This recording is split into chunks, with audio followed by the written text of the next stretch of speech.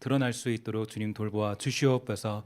우리가 오늘 이 시간 주님을 찬양한 것처럼 하나님 어떠한 순간에도 또 우리 주님의 오심을 바라보며 살아가는 그날 그때를 기다리며 사모하는 주의 백성 되도록 허락하여 주옵시고, 주께 헌신하는 주의 백성들마다 우리 주께서 함께하여 주셔서 하나님 인색함 없이 우리가 주님께 모든 것을 드리며 고백하며 찬양할 때 우리에게 무한하게 부어주시는 주의 놀라운 은혜들도 경험할 수 있도록 허락하여 주시옵소서. 주께 은혜를 구하며 모든 말씀 예수님의 이름으로 간절히 기도합니다. 아멘.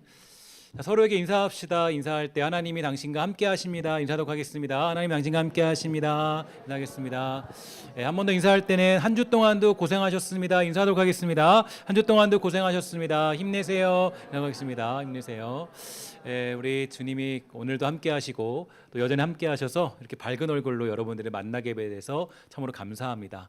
하나님의 은혜가 사랑하는 주의 백성들에게 있게 되기를 주의 이름으로 간절히 소망합니다.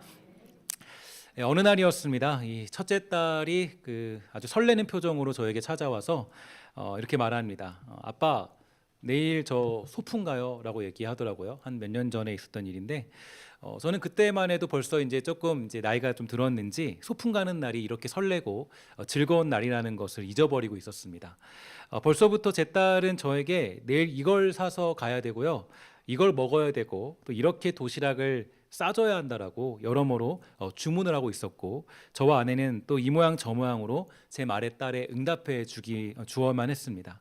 그런데 문제가 하나 있었는데요. 문제는 내일 비가 온다라는 예보가 있었다는 거예요.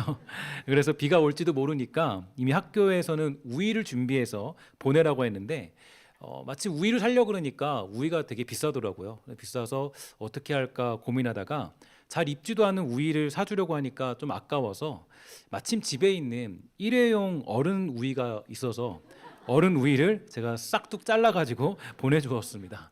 다행히도 이 싹둑 잘린 우유를 사용할 일이 그렇게 없었지만 아이는 비가 오든 눈이 오든 이 잘린 우유를 가져가든 일단 소풍을 간다는 게 너무 기쁘고 행복했던 것 같습니다. 그래서 너무 즐겁게 소풍을 다녀왔던 기억이 있는데요. 특히 아이의 관심은 어디 있었냐면 도시락에 있었죠. 얼마나 이쁘고 맛있는 도시락을 가져가느냐에 따라서 기분이 달라지기 때문에 이런 날이면 제 아내도 얼마나 많은 긴장을 하면서 도시락을 싸주는지 모릅니다. 그래서 제가 그때 기억나는 게, 나는 10년 동안 받아보지 못한 도시락인데 제 딸에게 준 도시락이 너무 이쁘고 너무 괜찮은 거예요. 야, 나도 소풍 한번 가면 좋겠다라는 생각이 들었는데요. 물론 덕분에 조금 맛있는 아침을 먹기는 했지만, 그러나 제가 보니까요, 문득 어렸을 때 소풍 갈 때 기억이 떠올랐습니다. 소풍 갈 때면 집에서 잔치를 하듯 김밥을 쌌고, 소풍 가는 사람은 한 사람인데 왜 어머니는 이 김밥을 30줄이나 쌌는지는 의문이 들었지만 어쨌든 모든 식구가 몇 줄씩 먹으면서 배부르게 하루를 보내는 그런 식사가 될 수 있었죠. 그렇게 배가 부른 날이 바로 소풍 날이었고, 김밥 몇 줄을 먹으면서 얼마나 즐거워했는지 모르겠습니다. 이처럼 식사를 하면서 배가 불러진다는 것은 즐겁고 행복한 일이 되는데요. 아무리 좋은 날이고 행복한 날이고 기대가 되는 날이라 할지라도 배가 고프면 그것만큼 힘든 것이 없습니다. 여러분 너무 잘 아는 그런 외우는 게 있죠. 금강산도 뭐예요?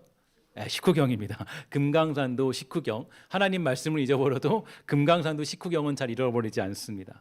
밥을 먹지 않으면 아무리 멋진 풍경도 그저 비참한 배경이 되는 모습이 될 뿐이죠. 그래서인지 오늘 본문을 보면 참된 목자이신 예수님은 궁핍과 가난으로 인해서 기진맥진한 백성들을 먹이기 원하셨습니다. 오늘 우리를 향한 주님의 마음도 이와 비슷한데, 주님은 우리들의 아픔을 그냥 지나가지 않으시고 또 내버려 두지 않으십니다. 우리가 주께 엎드려서 은혜와 긍휼을 구하게 된다면 능히 주님은 우리들의 모든 결핍을 해결해 주시는 하나님이다라는 것을 믿으시기를 주의 이름으로 간절히 부탁을 드리겠습니다. 이제 오늘 본문을 보면 이 많은 사람들이 여러 성읍에서 길을 따라 예수님과 제자들을 따라왔다라고 그렇게 되어져 있는데요. 그런데 34절을 보니까 이렇게 우리에게 가르쳐주고 있습니다. 예수께서 나오사 큰 무리를 보시고 그 목자 없는 양 같음으로 인하여 불쌍히 여기사 이에 여러 가지로 가르치셨다, 이렇게 되어 있는데, 여기서 불쌍히 여기다라는 말을 원어적으로 보면 예수님께서 창자가 끊어질 정도의 아픔을 느끼셨다라는 그런 의미가 담겨져 있습니다. 예수님께서 이런 아픔을 가지고 그들을 불쌍히 여기신 이유는 바로 이 무리들이 목자 없는 양과 같았다라는 그런 생각 때문인데, 원래 당시에 무리들을 이끌었던 목자는 유대 종교 지도자들, 즉 당시에 존경받던 랍비들이나 이 말씀을 가르쳤던 서기관들이었습니다. 그러나 그들은 권력과 돈에 이 결탁하게 되었고, 결코 무리들을 보면서 불쌍히 여기면서 궁울한 마음을 가지지 않는 사람들이었죠. 그래서 여기서 사용되는 목자라는 단어가 가진 뜻은 예수님과 같이 양을 위해서 자신의 목숨까지 바칠 수 있는 진정한 지도자를 의미하고 있습니다. 특히 우리가 오늘 본문을 눈여겨보면 알 수 있는 사실은 지금 벌어지고 있는 장소가 하나 있는데요. 그 장소를 강조할 때 빈들이다 이렇게 강조해주고 있는데, 35절에 보면 이렇게 가르쳐주고 있죠. 때가 저물어 가매 제자들이 예수께 나와 여짜오되 이곳은 빈들이요 날도 저물어 간다라고 얘기해주고 있습니다. 그러니까 여러분, 사실 오늘 그러니까 어저께 말씀 묵상을 여러분 하셨다면은 그 내용이 어떤 건지 잘 아실 텐데요. 이 앞에 있는 내용에 보면 바로 이 세례 요한이 등장을 합니다. 그러니까 빈들하면 떠오르는 사람이 누구냐면 바로 세례 요한이죠. 세례 요한은 빈들에 살던 사람이었고 또 빈들에서 지내던 사람이었습니다. 즉 광야에 살던 사람이 세례 요한이었는데요. 그리고 이 앞에서 벌어진 일들을 보면 세례 요한이 죽었다라는 설명이 나오면서 오늘 본문이 등장하고 있습니다.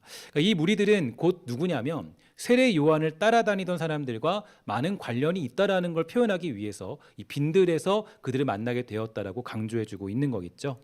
그나마 세례 요한이 살아있을 때는 그래도 요한과 함께 다니면서 살았지만 세례 요한의 죽음으로 인해서 이들은 목자 없는 양같이 되어버렸고, 심지어 세례 요한을 따라다녔다는 것은 그 서기관이나 이 랍비들에게 이미 버림받은 사람들, 즉 외부로 밀려난 사람들이라는 것을 의미해주고 있습니다. 그러니까 예수님은 이들의 모습을 볼 때 이 목자 없는 양과 같은 마음, 불쌍히 여기는 그 마음이 더욱 들었다라는 것을 알 수가 있게 되는데요. 근데 오늘 본문을 조금 더 유심히 살펴봐야 될 것이 있습니다. 바로 31절과 32절입니다. 함께 다 같이 읽도록 하겠습니다. 시작. 이르시되 너희는 따로 한적한 곳에 가서 잠깐 쉬어라 하시니 이는 오고 가는 사람이 많아 음식 먹을 겨를도 없음이라. 이에 배를 타고 따로 한적한 곳에 갈새. 아멘. 우리도 사역을 하다 보면 힘들 때가 있고 쉬고 싶을 때가 있고 혼자 있고 싶을 때가 있게 되죠. 아마도 제자들과 예수님도 그러한 마음이 들었던 것 같아요. 왜냐하면 이 제자들은 지금 선교 여행을 다녀온 직후였는데, 이 선교 여행을 다녀왔으니까 얼마나 힘들고 쉬고 싶은 마음이 가득할까요? 그렇기 때문에 예수님은 그들로 하여금 쉬도록 하기 위해서 이 배를 타고 따로 한적한 곳에 가게 되었지만, 기가 막히게 무리들은 예수님과 제자들의 모습을 보고 찾아와서 예수님과 제자들을 둘러싸게 된 것입니다. 이 한적한 곳을 미리 찾아 쉬기로 했는데 그곳에 무리들이 진을 치고 있다면 얼마나 귀찮고 힘든 일이 될까요? 여러분들이 지금 예수님이나 제자들의 입장이라면 쉬려고 했을 때 찾아온 무리들을 보고 불쌍히 여기는 마음이 들었겠습니까? 아마 그렇지 않을 겁니다. 나중 가만히 내버려 두지라는 생각이 더 먼저 들었겠죠.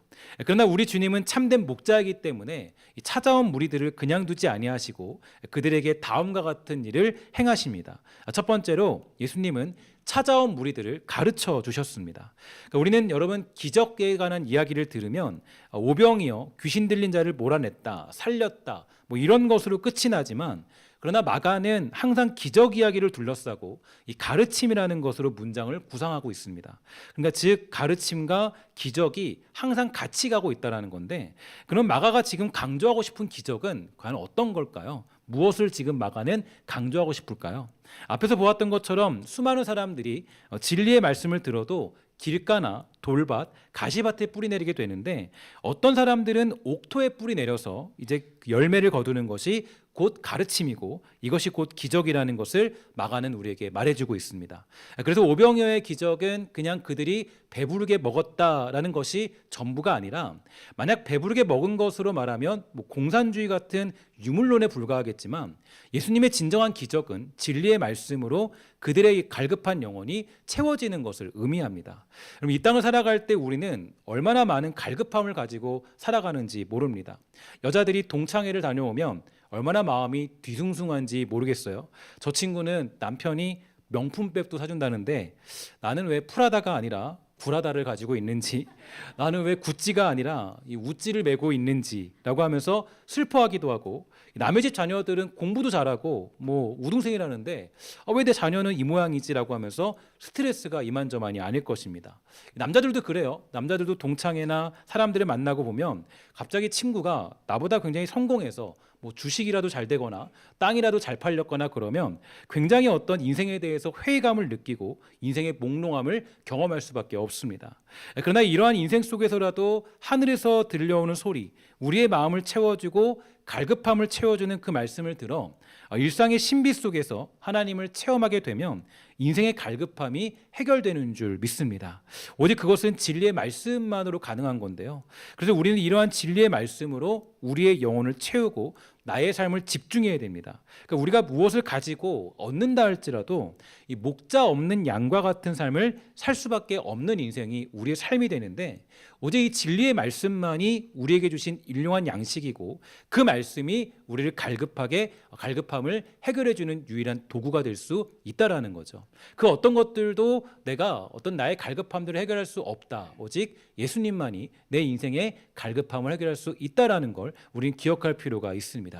요한복음 6장 35절에서 예수님은 다음과 같이 말씀하셨는데요. 우리 함께 믿음으로 함께 다 같이 고백하도록 하겠습니다. 시작. 예수께서 이르시되 나는 생명의 떡이니 내게 오는 자는 결코 줄이지 아니할 터이요 나를 믿는 자는 영원히 목마르지 아니하리라. 아멘. 나를 믿는 자는 영원히 뭐 한다고요? 목마르지 아니하리라. 믿으십니까?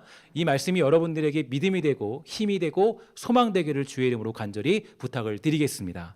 그래서 우리의 말씀, 우리의 삶은 말씀 중심이 되어야 될 필요가 바로 여기에 있어요. 그러니까 말씀 중심으로 하루를 계획해야 되고요. 말씀을 읽고 묵상할 수 있는 시간을 우리의 삶 가운데, 시간표 가운데 확보해야 될 필요가 여기에 있습니다. 그러니까 내가 아무리 바쁘게 살아도요, 내가 어떤 갈급함을 해결하지 못하는 이유는 이 말씀이 내 삶에 들어와 있지 않기 때문이에요. 그러니까 내가 아무리 인생을 바쁘게 살고 여러 가지 방법들을 살아간다 할지라도 하나님 말씀이 내 삶에 중심되어 있지 않고 나의 시간표 가운데 그 말씀이 중심되어 있지 않으면 우리는 갈급함을 가지고 살아갈 수밖에 없는 것입니다. 우리의 영혼을 채우는 것이 하나님 말씀인데 이 말씀을 뒷전으로 두다 보니까 하루가 갈급하고 힘들고 만족하지 않게 된 거예요.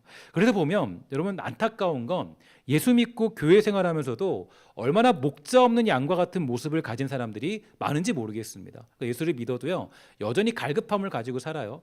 예수를 믿으면 내가 어떤 상황에도 견딜 수 있는 일체의 비결을 배웠다라는 사도 바울의 고백처럼 살아가야 되는데 때로는 그런 고백이 무색할 정도로 어떤 갈급함을 가지고 살아갈 때가 너무나 많이 있습니다. 예수를 믿고 살아감에도 교회를 다니면서도 여전히 내가 갈급함 속에 있다. 그 이유는 어디 있냐면 내가 나의 시간표, 나의 삶을 어쩌면 이 하나님 말씀을 중심으로 설계하지 않고 내가 나의 멋대로 나의 생각과 방법대로 살아가기 때문에 그러한 일을 자초하고 있는지도 모르겠죠. 여러분, 우리는 목자 없는 양이 아닙니다. 우리의 영혼을 갈급히 채우기 원하시는 목자가 있는 사람들이 바로 이 자리에 모인 우리들인 줄 믿습니다. 그 목자를 믿고 목자가 주는 말씀을 사모하는 주의 백성 다 되기를 주의 이름으로 간절히 부탁을 드리겠습니다. 두 번째로 예수님은 제자들에게 너희가 먹을 것을 주어라 이렇게 말씀하셨는데 사실 본문 37절에 보니까 이 문제에 대해서 이렇게 말합니다. 대답하여 이르시되 너희가 먹을 것을 주라 하시니 여짜오되 우리가 가서 200데나리온의 떡을 사다 먹이리까? 라는 질문하는 제자들의 모습을 볼 수가 있게 되죠. 저는 오늘 본문을 읽으면서 저에게 가장 많이 다가왔던 말씀이 바로 너희가 먹을 것을 주어라 였습니다. 아니 왜 예수님은 이러한 상황에서 너희가 먹을 것을 주어라 이렇게 명령하셨을까요? 분명히 지금 이 상황은 제자들이 어떻게 할 수 없는 그런 상황이 되었죠. 적어도 200데나리온이라는 큰 돈이 필요했을 뿐만 아니라 지금 이런 상황에서는 아무도 이 사람을 먹일 수 있는 방법을 가지고 있지 않았습니다. 그런데 왜 예수님은 제자들에게 이 문제 해결책에 대해서 너희가 먹을 것을 주어야 한다라고 그렇게 말씀하셨을까? 여기에는 예수님의 목적이 담겨져 있는데요. 그것은 바로 자신들의 결핍을 발견하도록 하기 위한 예수님의 의도가 여기에 담겨져 있는 것입니다. 제자들은 저들을 먹일 수 있는 힘도 없었고 능력도 가지지 않았습니다.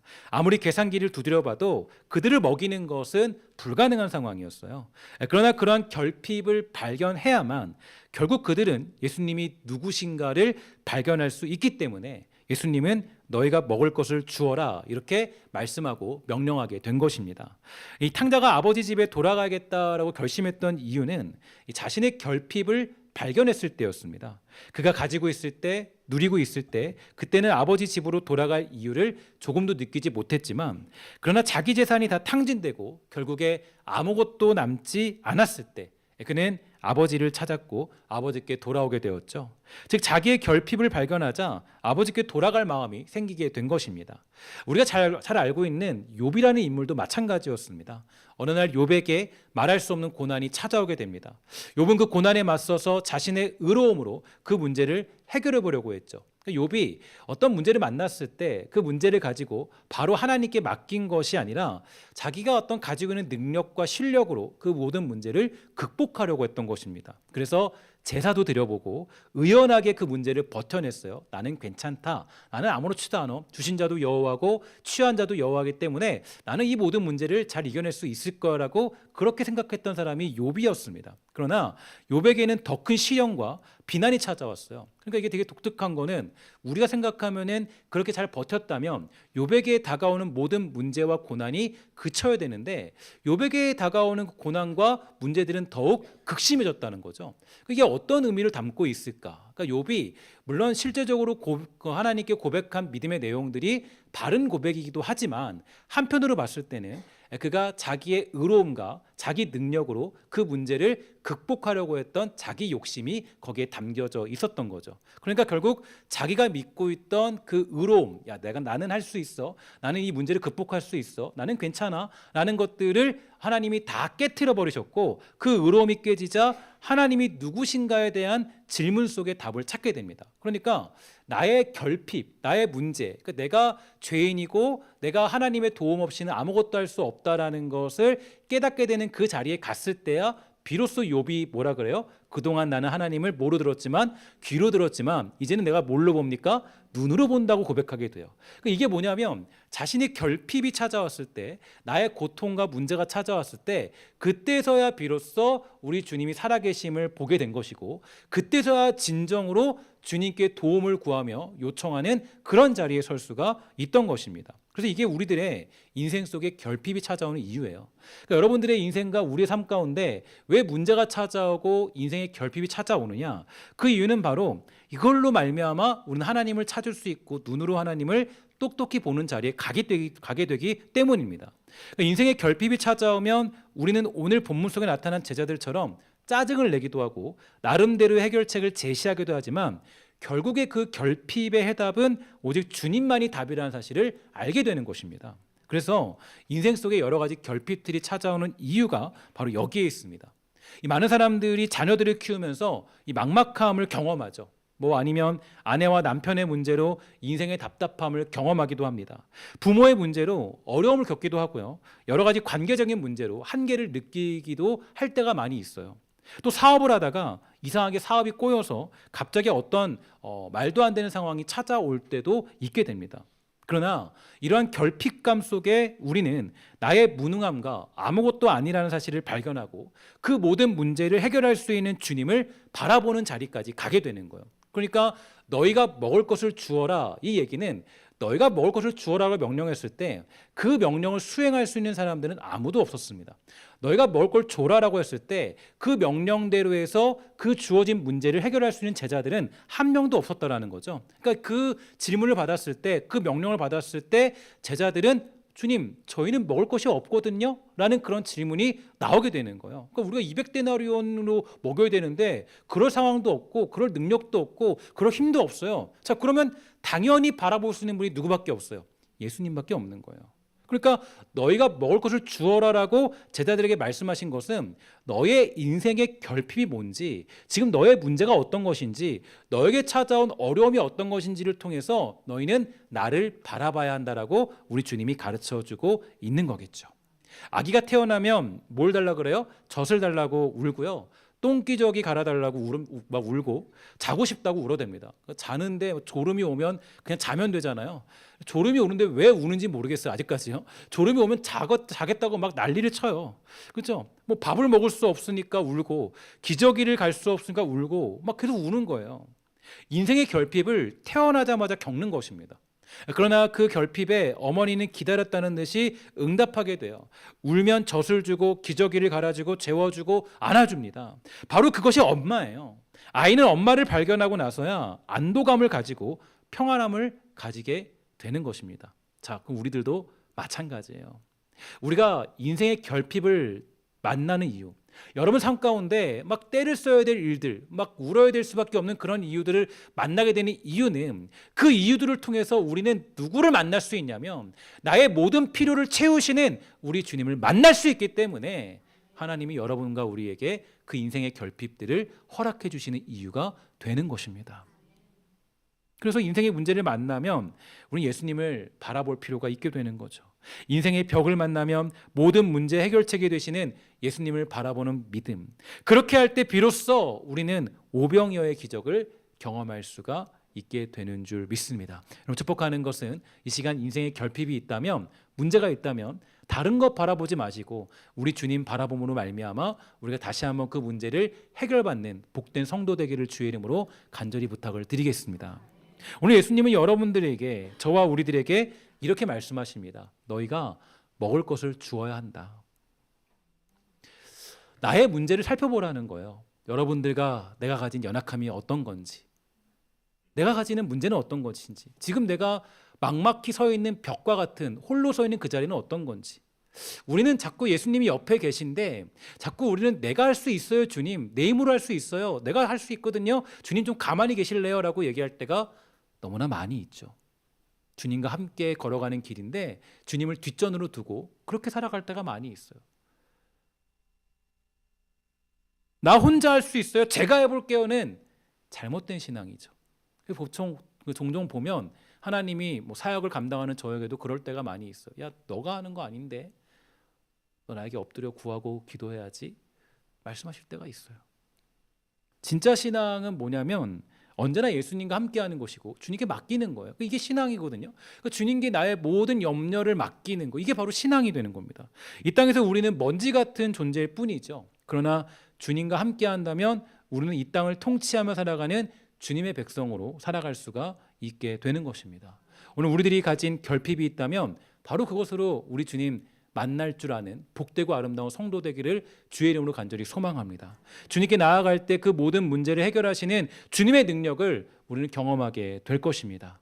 오늘 말씀을 좀 맺으면서 한 가지 우리는 질문을 던져봐야 될 것이 있어요. 어떤 질문이냐? 오병이어의 사건이 사실이냐 진짜냐? 정말 사실일까요?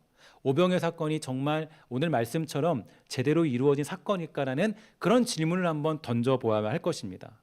어떤 사람들은 얘기하기를 오병이어 사건은 만찬을 의미하는 것으로 그저 떡 5개와 물고기 2마리를 가지고 한 조각씩 나누어 먹었다라고 말하는 사람들도 있습니다. 그러니까 만찬이라는 것은 성만찬을 의미하는 것인데, 성만찬처럼 이제 떡 5개가 있으면 떡을 한 줄당, 그러니까 1000명당 떡을 하나씩 준 거죠. 줘가지고 이제 아주 조금씩 떼어 먹어서 이게 이제 마치 5000명이 먹게 됐다. 그리고 물고기도 2마리니까 뭐 2500명씩 물고기 이제 한 조각씩, 아주 그 비늘 한 조각씩 먹어서 이제 그렇게 해서 이제 성만찬 형식으로 그렇게 한 거 아니냐라고 얘기하는 신학자들도 있습니다. 또 한 사람, 한쪽 부류의 신학자들은 뭐라 그러냐면 이제 이 어린아이가 도시락을 꺼내게 된 거잖아요. 여긴 잘 나타나지 않는데 이제 다른 보고서에 보면은 어린아이가 도시락을 꺼내서 주님께 드린 내용이 나오지 않습니까? 근데 이 도시락을 꺼냈더니, 어린아이가 도시락을 꺼냈더니 옆에 있는 어른들도 감동을 받아서 자기가 가지고 있던 도시락, 그것을 숨겨왔다가 자기 혼자 먹으려고 했는데 그것을 꺼내게 됐다. 그러니까 그래서 굉장히 풍성하게 함께 도시락을 나누어 먹었다. 이렇게 하면서 이 내용을 해석하는 경우도 있습니다. 이런 두 가지 이야기들도 어느 정도로 합리적으로 봤을 때 뭐 해결할 수 있는 좋은 어떤 의견이 될 수 있겠지만, 그러나 한 가지 충족되지 않은 사실이 있는데요. 바로 42절과 43절에 보면 그 두 가지 내용들이 전혀 이루어지지 않는다는 걸 볼 수가 있게 되죠. 함께 읽어보도록 할까요? 시작. 다 배불리 먹고 남은 떡 조각과 물고기를 12바구니에 차게 거두었으며 떡을 먹은 남자는 5000명이었더라. 아멘. 이렇게 되어 있는데, 앞에서 말한 두 가지 이야기들은요 42절부터 44절까지의 내용을 충족시킬 수가 없게 되죠. 그러니까 아무리 성만찬의 형식처럼 한 조각씩 떼어 먹었다고 할지라도, 여러분 혹시라도 성만찬을 한 다음에 아, 나는 배부르다라고 얘기하는 사람이 있나요? 아, 배불렀다. 이 카스테라 한 조각 먹으니까 배부르더라. 그럼 혹시 오히려 이 성만찬을 하고 나면 한 조각 먹고 갔더니 아, 조금 집에 가서 좀 더 사가고 먹어야겠다 이런 마음이 들지, 뭐 이게 뭐 배부른 적은 없어요. 절대 그렇지 않아요. 그러니까 사실은 배부르게 먹었다라는 것에 절대로 충족될 수 없는 게 성만찬 형식으로 이렇게 이것을 나눴다라고 얘기하는, 주장하는 것들이에요. 또한 도시락을 나누어 먹었다고 한다면 절대로 남은 떡 조각과 물고기가 12바구니에 남을 수가 없다라는 거예요.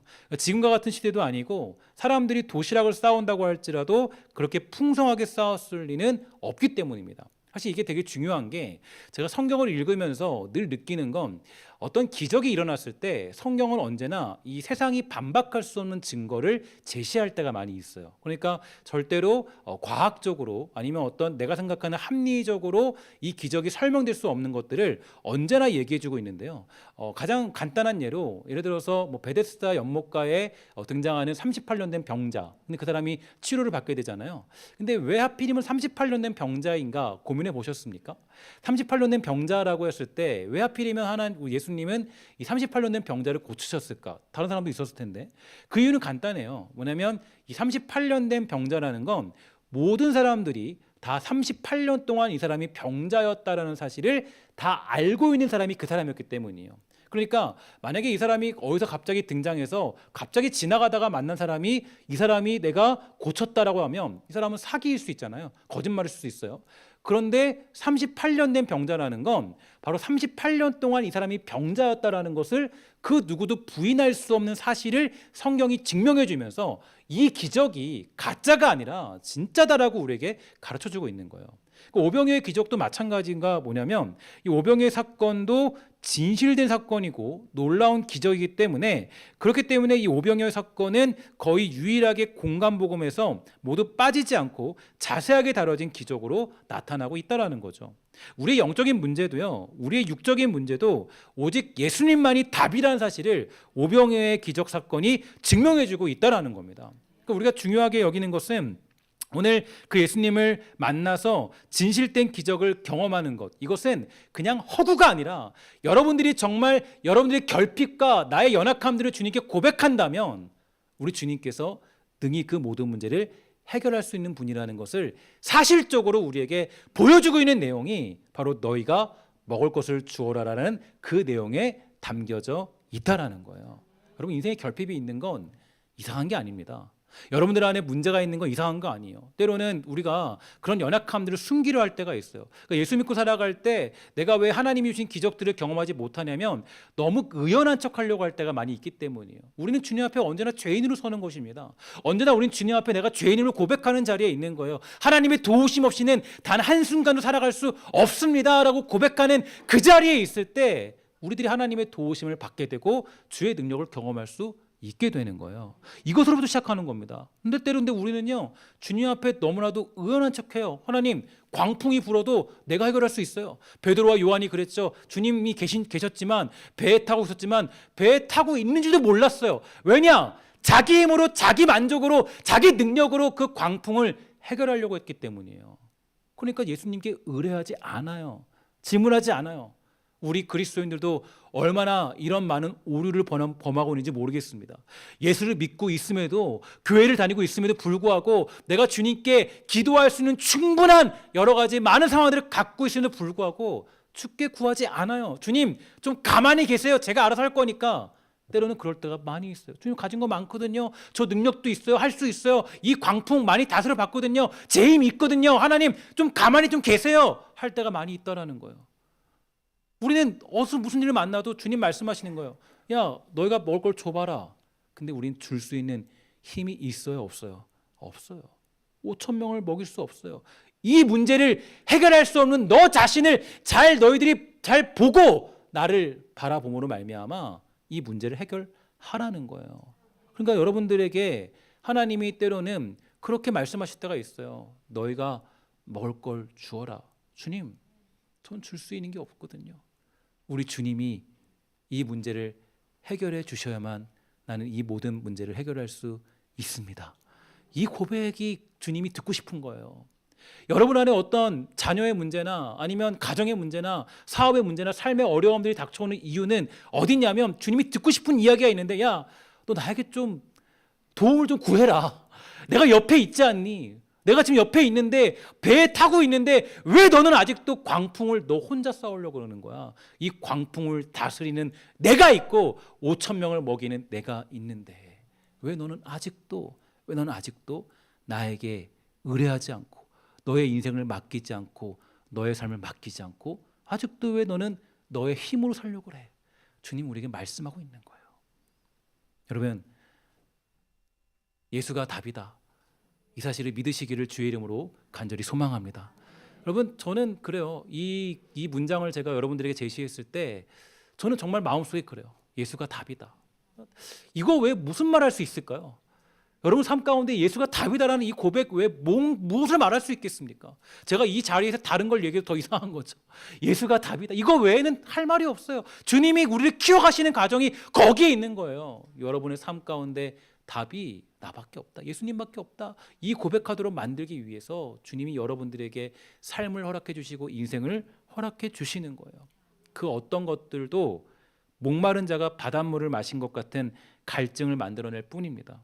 오늘 예수님만이 저와 여러분의 인생의 유일한 답이 된다는 것을 믿으시고 주께 엎드려 궁유함을 구함으로 응답받는 저와 여러분 우리 모두가 다 되시기를 주의 이름으로 간절히 부탁을 드리겠습니다. 마지막으로 요한복음 10장 10절 믿음으로 읽으면서 함께 설교를 마치도록 하겠습니다. 시작. 도둑이 오는 것은 도둑질하고 죽이고 멸망시키려는 것뿐이요 내가 온 것은 양으로 생명을 얻게 하고 더 풍성히 얻게 하려는 것이라. 아멘. 기도하겠습니다. 하나님 감사합니다. 이 땅 살아갈 때 우리를 불러주시고 우리가 주의 은혜 가운데 이 자리에 모이게 되었습니다. 하나님 우리가 정말 인생의 결핍 속에서 우리 주님만이 살아계심을 고백